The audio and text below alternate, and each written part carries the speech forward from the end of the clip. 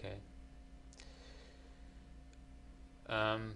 What is community property, and why is that status important for trust administration? It's a good question. It's important for married couples. It's not important for individuals who are either not married or in a domestic partnership. But it is important for married couples or domestic partners that have acquired property during their relationship. If it's during the period of time of marital relationship or domestic partnership relationship, you can have community property, and that's property that is acquired as a result of one's time, labor, effort, skill. Typically, we look at that as your earnings. What did you earn and what did you acquire as a result of those earnings? Now, the reason it's important, Mike, is we can only control at death what is ours. Well, what is ours in a marital relationship or in a domestic partnership relationship is one half of the community assets. So I can only control my half of the community in the event that I predecease my wife. I cannot control her half of the community. I can try, but it's not going to be effective should she elect against it. So the first issue is, why is it important? Because it'll tell me what I can control. And then the second issue is I might then want to be able to exchange assets, so I'm dealing with 100% of an asset as opposed to 50% of an asset. So I might want to do some exchanges of assets with the surviving spouse.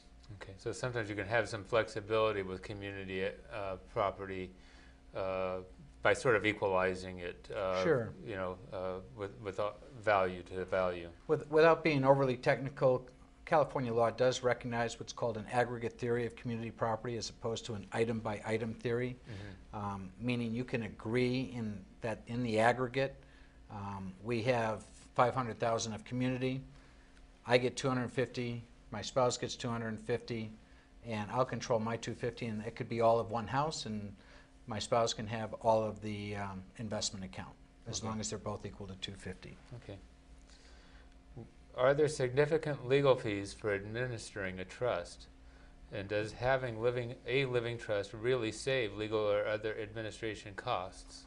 I would opine that it definitely decreases the cost when compared with the alternative, which is dying with a will or without a will, which is called probate administration.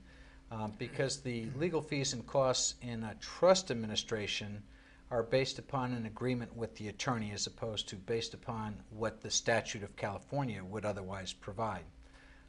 In a probate, the statute provides a percentage of the estate. In a trust administration, most of the agreements between the attorney and the trustee are going to be based upon some sort of hourly rate of compensation. So you only pay for what services you need. And in our experience, in our firm, I would say that the trust administration costs are about a third of what a probate administration costs would be on average. Partly because we're fairly efficient, but also because of the fact that I don't have to file pleadings with the court. I don't have to make court appearances. I can meet with my trustees in person, by phone, by email, and answer questions and give advice in a much more efficient process. Okay. And anyway, so the expenses can still be significant.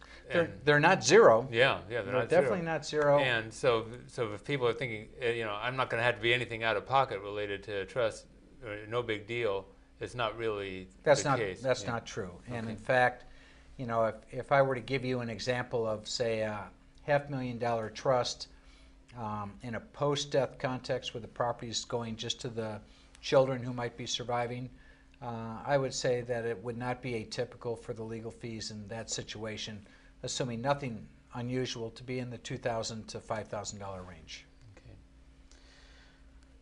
Okay. Should you keep some cash on hand for incidental items at death? Well, it's hard to take it with you. You can't take the cash and put it in the casket. You can try, but it doesn't generally work that well.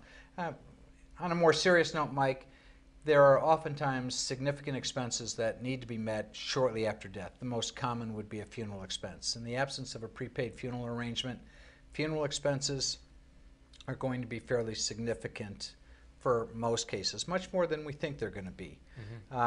There might be some last illness expenses. There might be some caregiver expenses that need to be met. In a trust situation, your successor trustee with a death certificate can generally access those trust bank accounts within a relatively short period of time, meaning within a day or two. What do I need? I need the death certificate, and I need a certification of trust that says I am now the successor trustee. With those two documents, you should be able to access any of the decedent's trust bank accounts. Right. So at least you can get access to cash, but many of us have pretty short bank accounts. So I guess what I'm suggesting is that people might want to have some reserves available and at least have some sort of maybe an insurance policy where some cash is provided for paying some of those expenses. You're right. If my experience for most of my clients is they're going to have some readily either available cash or easily convertible to cash, such as equities or mutual funds. But if you don't, then providing that liquidity through a small life insurance policy may be an appropriate mechanism for getting cash into that estate to meet the immediate expenses. Okay. What's the significance of a death certificate? And what is the significance of a trustee certification?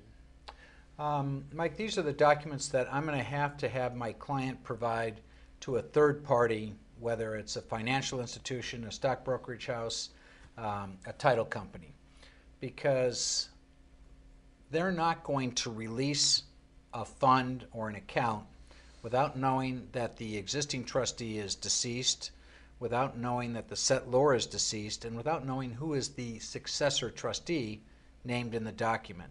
So the death certificate will show that the settlor trustee is now deceased.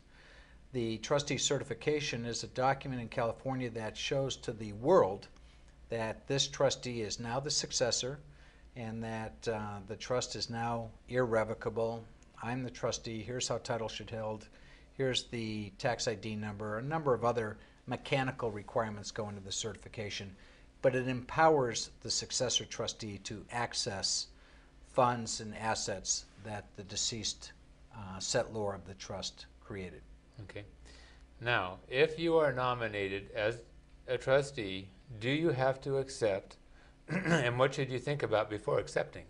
It's the very first question we ask our clients. And what we tell them is before you say yes, before you take on all these responsibilities and liabilities, I need you to understand what you're getting yourself into. There's going to be a time commitment. There's going to be duties and responsibilities that you have. And I frankly tell them, if this is a dysfunctional family, you're going to have one big target on your back that everyone is going to want to blame if anything goes wrong, which means, translated, you've got personal exposure if you make a mistake. So before you say yes and start taking on these roles, the very first question is this a job I really want? Am I going to be adequately compensated for the risk that I am undertaking? Do I have the time to do it? Or am I just thinking I have the time and I'm really not going to carry out my responsibilities in a timely fashion? So we have this very frank discussion with all of our clients, and oftentimes we're able to work out a solution that might involve having a successor co-trustee come on where we can delegate responsibilities. But it's the very first question that needs to be talked about with the client. Don't just say yes without knowing what you're getting yourself into. And you can say no. You can say no. The other common question that kind of comes out of that, Mike, is, you know, I don't want to be paid. This was mom's property. I shouldn't get paid for this. I'm just going to do it. And I always tell my clients, you can tell me that, but I want you to keep track of your time, because at the end of the day, I want you to come back and still tell me you shouldn't get paid, because you're going to find out how much work you have to do. Yeah. So don't think this is no big deal. This can be a big deal, and especially if there's a contest or something like that, then you'll really earn your fees. Okay, let's move on. What notice requirements apply to trusts?